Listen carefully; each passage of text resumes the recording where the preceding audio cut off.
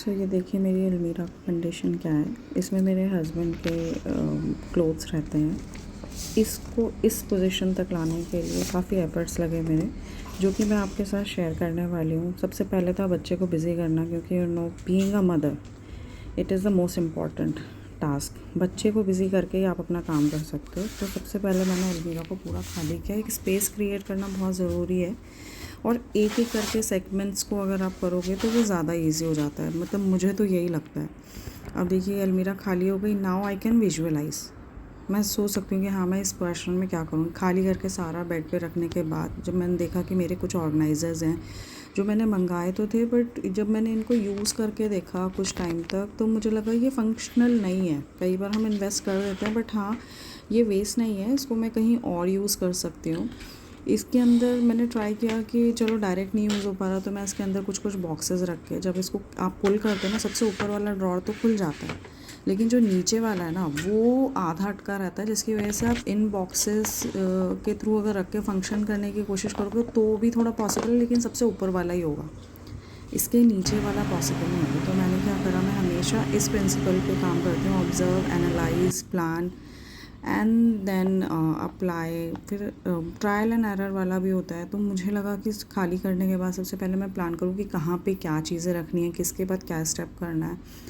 आपको पता है जब आप एक पोस्टपार्टम पीरियड से गुज़र रहे हो तो आपको चीज़ें याद नहीं रह पाती हैं, और सीक्वेंस में कर पाना बहुत मुश्किल होता है। प्लस बच्चे की चीज़ों को प्रायोरिटी पे रखना वो सबसे ज़्यादा इम्पॉर्टेंट है। तो मेरे को बहुत इजी लगता है, मुझे बहुत इजी लगता है कि अगर मैं लिख लूँ फिर उसको इम्प्लाई करूँ, तो अगर बीच में मुझे गैप लेकर भी अपनी बेटी को सुलाना है तो भी मेरा काम हो जाता है। फिर मैंने कार्डबोर्ड वाले सेक्शन मतलब ऐसे क्रिएट करे ताकि जो टी शर्ट्स हैं वो सामने विजुअली दिख पाए। अब मुझे एक और बॉक्स की ज़रूरत थी, तो मैंने ये वाला अपना मेडिसिन बॉक्स जो कि नीचे रखा हुआ था उसको मैंने खाली किया। इसमें भी मैंने सेगमेंट्स के अकॉर्डिंग रखे थे, बट थोड़े थोड़े टाइम बाद आपको देखो रीऑर्गेनाइज़ तो करना ही पड़ता है, क्योंकि organising is not a one day task, it's a continuous process. हाँ, बस ये हो जाता है आपका काम थोड़ा ईजी हो जाता है अगर आप सेक्शंस के अकॉर्डिंग रख लेते हो, और छोटी छोटी चीज़ों को अगर आप मल्टीपल तरीके से यूज़ करना सीख जाओ, या मतलब कोशिश करने में कोई बुराई नहीं होती है। अब जैसे कि ये वाला लॉलीपॉप का बॉक्स है, इसको मैंने बीच में से कट करके साइड में जोड़ दिया।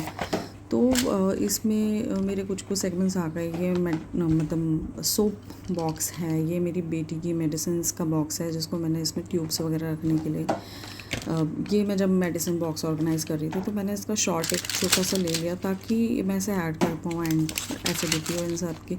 तो ये सारे सेगमेंट्स भी आपको ना बहुत छोटी छोटी, हर बार जब आप एक नई चीज़ कुछ ऐड करते हो, हर बार एक नया सेगमेंट्स ऐड करते हो, आपको लगता है हाँ मैंने ये किया था, अब नेक्स्ट टाइम ये ट्राई करके देखती हूँ। ये बॉक्सेस भी मैंने जो कार्डबोर्ड बॉक्सेस हैं ये इसका मैंने शॉर्ट्स भी अपलोड किया, अगर आप देखना चाहो कि कैसे बनाए थे तो उसका लिंक मैं नीचे दे दूँगी। ये मेरा फर्स्ट एड वाला है। कई बार हमें बाम वगैरह ज़रूरत होती है, वेपर ज़रूरत होता है, कॉटन है, हैंसेप्लास्ट, बैंडेज वगैरह ज़रूरत होती है, बेबी रब है, ये सब। हालांकि मैं ज़्यादा अवॉइड मतलब करती हूँ कि नहीं यूज़ करा जाए, कोशिश देसी चीज़ों से ही करा जाए।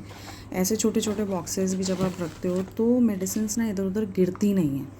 इसके अंदर आप और छोटे बॉक्सेस भी क्रिएट कर सकते हो, but I will tell you ये ना एक स्लो प्रोसेस है। Steady and slow wins the race, you no.